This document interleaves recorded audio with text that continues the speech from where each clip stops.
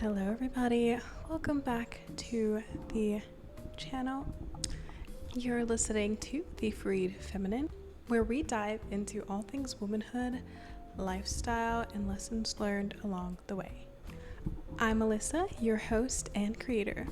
Today's topic is going to be on transmuting hurt into softness, or transforming the energy of pain into soft energy, free flowing. How can we do that when you are feeling emotionally hurt? So I will be referring to notes that I have on my iPad, so you might see me looking down at those, and then I have a sticky of notes as well. So you guys, I hope everyone's doing well. Let's go ahead and get into these topics. How was today? Let's start there because it was definitely a Monday. My Monday starts on a different day than Monday of the work week. But I was feeling so disillusioned, and it wasn't until I got started with work that I felt that way. And it was because I was having an issue where I made a little mistake at work, and it just left me feeling so down and out, you guys. And I was thinking, wow, I'm not gonna let this ruin my day, but this really sucks. It's not fun to feel hurt like this way, and I advocate for people watching my channel, my videos, to own your own joy. I did a previous video, you can check that out. I'll try to leave it linked below. And part of this life experience will be us getting hurt. For example, a heartbreak, that hurts. It could be romantic or familial or platonic. It hurts either way. It could be the loss of a pet, the loss of a chapter in your life that you thought was going to be there for a reason for a long time. But it turned out that it was just for a season, and that is okay. So pain is essentially like a teacher, because it can hint at things that we might need to pay attention to that we have been, I'm so sorry if you can hear my oven in the background. I am making dinner, but things that we need to pay attention to that we've been ignoring. I do want to go ahead and insert that I am no professional. I do not have a major in psych or any of the psychoanalytic majors related, but I do have experience. All opinions are my own, and they are not formed off the definite basis of a scientific background, just things that I am taking in and observing about my life and others around me. So using that painful experience to invite warmth back into the feminine. We are naturally nurturing individuals, and we're also bound to experience pain just like anybody else. The difference is in how we can manage it to return back to that of our baseline, which is the God-given, free-flowing spirit of divine feminine. The key is to sit with the pain. Sit with it, nurse it. Think of it like a little pet that you are babysitting or pet sitting. You're going to take care of it, you'll nurture it, give it what it needs for the time being. And when the owner comes back and it's time to return the energy, the sender, energy to sender, we will do so by letting it go. And pain is just the same to me. It's a discomfort that nudges us to honor it in the body and try to connect with the body and feel that first before we can go forward. And once we are able to do that, only then can we return to our free self, same flowing feminine energy.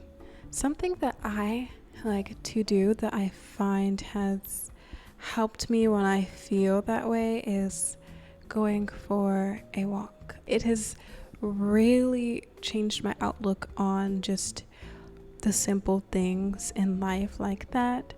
And you'd be really surprised to just how much of a positive impact it can have on your mood and your state of mind.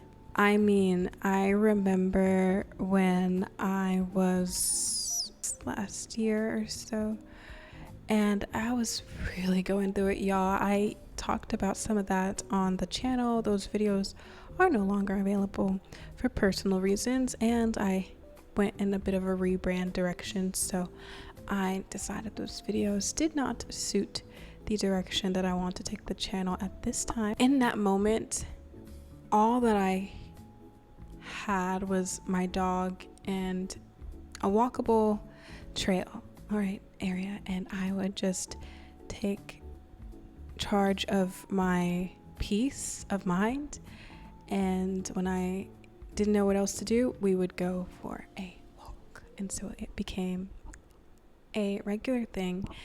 Back to the topic, transmuting our pain to softness.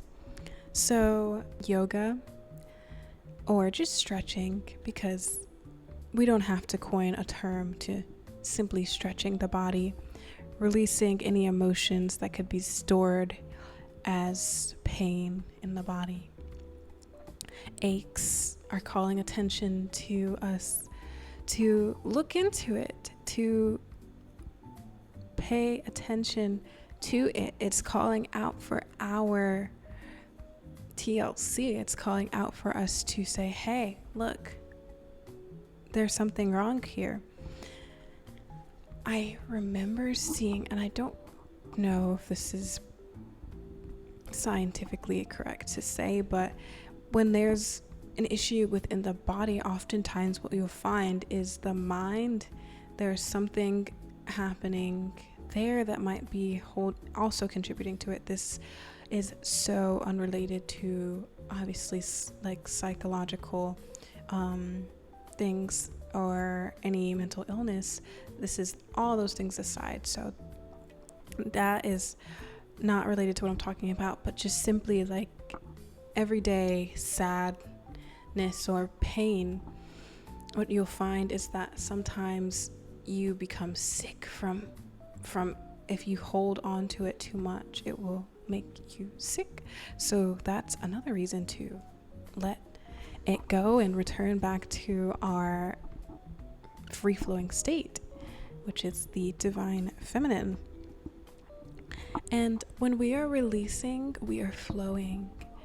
We are happier to give more of ourselves when we have tended to the wounds and the pain that was asking for our mending all along, for God's mending all along. When we pay attention to those wounds, we're able to finally be a little more free, a little more open, a little more into alignment to things that match the spirit that we're living in primarily, or the state that we reside primarily, flow state, out of the feminine softness. Flow state to me is the divine feminine, okay?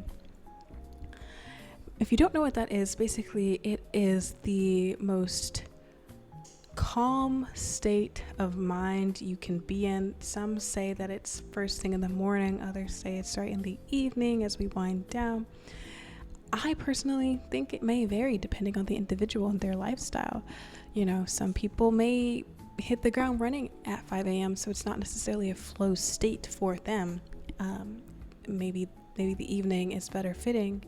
Nonetheless, once we access that within at a certain moment in time of the day, we're free. And the goal is to one day be able to primarily rest in our flow state feminine so that we can be open to receiving blessings. And that's my dream. Somewhat money, somewhat fortune. I want to be able to rest there in peace and contentment and comfort. And I want the same for you listening right now. If you are wondering when the pain will end, it will help to sit with the pain. It will help to hold it like a dear friend and nurse it and admit that you're hurt. You've been wounded. It's inevitable at some point. None of us really leave this world unscathed, in a sense. And that is the beauty of life. Very unpredictable in some aspects. Yes, there are some things that I believe we can control, like what is within, what do we think about these experiences, but those are also shaped by our previous experiences, which can be even harder to change when you have been inundated with what to think, how to think, that sort of thing since pretty much birth. So we work with what we can change. But I do like to think of our creative mind as limitless. We can create many things, many things. And so after you have went through the process, you've done the work, you're able to look at the situation or situations for what they are and choose grace, choose to be at rest and peace. And that is a novel thing. So at this point, I hope that you've taken something out of this particular episode. For me, it's therapeutic because this is my real life, and I share with you guys things that I actually have to work through in order to get past it. They like to say the only way to get past something is you gotta go through it. You gotta hit it head first, and that is what we do on this channel all the time. And I hope that you can take this information and use your painful experiences as a tool to invite softness and vulnerability back into your life.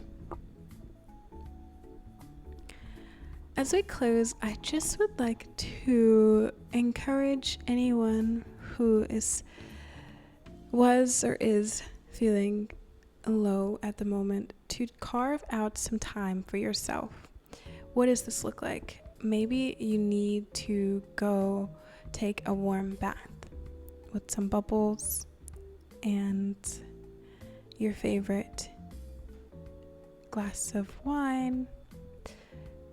Maybe you want to romanticize an experience that means a lot to you. Maybe it's tea, maybe it is a YouTube video, maybe it's a book. Carve out some time for yourself today and do it while you feel that emotion, and hopefully by the end of that ritual for yourself, you will feel some sort of relief. Very, very important to feel and release so that we can transform the energy into something else. Well, you guys, this is going to conclude it here. I'm going to have the best time editing this video because for some reason I was a little tongue-tied at some points here, but this is episode 2 of The Free Feminine. I encourage you to leave a review if you did enjoy this episode, or any feedback, leave it below so that I can help to improve the podcast for future viewers. Also, check out the last episode where I talked about how I overcame my fear of failure. I'll try to leave that linked below as well. Thank you guys so much for listening. This is Alyssa, your host and creator, signing off. I'll see you guys in the next one. Bye.